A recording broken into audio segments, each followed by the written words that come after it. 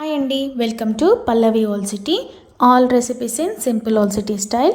ఈరోజు recipe besan chutney for puri combination. ఎవరైనా సింపుల్గా చేసుకోవచ్చు. ముందుకు దీనికి కావాల్సినది ఒక కడాయి పెట్టేసి కొంచెం ఆయిల్ వేసి అది వేడెక్కాక జీలకర్ర ఆవాలు, అది చిటపటలాడాక 2 చిన్న సైజు ఆనియన్స్ని కట్ చేసి ఆయిల్లో వేసి మగ్గనివ్వాలి. ఇప్పుడు ఇందులోకి చిటికెడంత ఇంగువ వేసి ఇది కూడా ఆయిల్లో మగ్గే విధంగా బాగా కలుపుకోవాలి. ఇప్పుడు ఇందులోకి కొంచెం అల్లం వెల్లుల్లి పేస్ట్ అలాగే కరివేపాకును వేసి మగ్గే విధంగా ఆయిల్లో మంచిగా మగ్గే విధంగా కలుపుకోవాలి.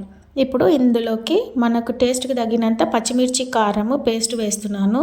నేను కొంచెం తగ్గించి వేశాను, మీరు కారాన్ని బట్టి వేసుకోండి. బాగా వేసి కలిపేసుకోవాలి. ఇప్పుడు ఇది కూడా మగ్గాక ఇందులో కొంచెం పసుపు ఇది కూడా వేసి బాగా కలుపుకోవాలి.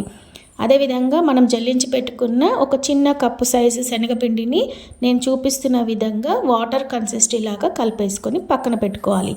ఇప్పుడు దీన్ని కూడా మగ్గిన ఉల్లిపాయల దాంట్లో ఈ బేసన్ పిండి వాటర్ని వేసి స్లో మంట పైన కలుపుతూనే ఉండాలి. ఉండలు లేకుండా ఇది బాగా కలుపుతూనే ఉండాలండి, లేకపోతే ఉండలు కడుతుంది. మీడియం మంట పైన పెట్టి కలుపుతూనే ఉండాలి. ఇప్పుడు ఇందులోకి మనకు రుచికి తగినంత ఉప్పు వేసుకొని ఇంకా కలుపుతూనే ఉండాలి.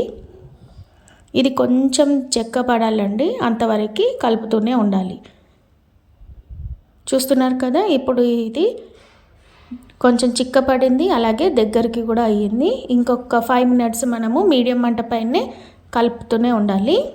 ఇంకొక 5 మినిట్స్ అయితే మనకి దగ్గర పడుతుంది. ఈ స్టేజ్లో మనం నేను చూపిస్తున్న విధంగా టీ స్పూన్ కంటే కూడా కొంచెం తక్కువ గరం మసాలా వేసి ఇది కూడా బాగా కలిపేసుకోవాలి. ఇది బాగా కలుపుకున్నాక ఒక 2 మినిట్స్ పెట్టేసి స్టవ్ ఆఫ్ చేసుకోండి. ఇప్పుడు దీంట్లోకి మనము గార్నిషింగ్ కోసము కొంచెం కొత్తిమీరని వేసేసుకొని మూత పెట్టేసుకోండి. అంతేనండి, సింపుల్ బేసన్ చట్నీ పూరి కాంబినేషన్లోకి చాలా బాగుంటుంది. నచ్చితే మీరు కూడా ఇంట్లో ట్రై చేయండి, ఎలా వచ్చిందో చెప్పండి. ఎవరైనా ఈజీగా చేసుకోవచ్చండి. ఇది సింపుల్గా అప్పుడప్పుడు పూరీకి కాంబినేషన్ చేసుకుంటే చాలా బాగుంటుంది. వీడియో మీకు నచ్చితే like, share and subscribe. And thanks for watching Pallavi old city.